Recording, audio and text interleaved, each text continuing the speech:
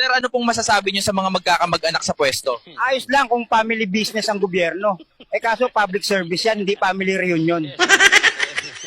Sir Juan, anong kulay po ang sinusuportahan niyo? Wala. Kasi kahit anong kulay ng politiko, madilim pa rin future ko. Sir Juan, dapat po bang pumasok ang kabataan sa politika? Oo, basta di sila tulad ko, adik, sabog at bungal. Dapat naingipin ang prinsipyo. Sir, anong mensahe niyo sa mga politiko?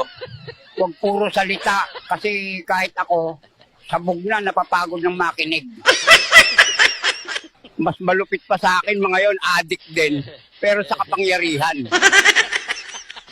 Para silang wifi sa kanto, puro signal, walang connection. Pare-parehas lang yan. Parang rugby, masarap amuin, bawal lulukin. Sino po sa mga politiko ang hinahangaan niyo? Yung marunong mag-magic test, nawawala yung budget, pero ang yaman lumilitaw. Sir Juan, dapat po bang mangutang ang gobyerno? Pwede, pero wag yung tipong apo mo na magbabayad, hindi pa nga pinapanganak. Sir, bumoboto po ba kayo? Oo, pero sinusunod ko lang kung sino gusto ng kapitbahay kong mangkukulam.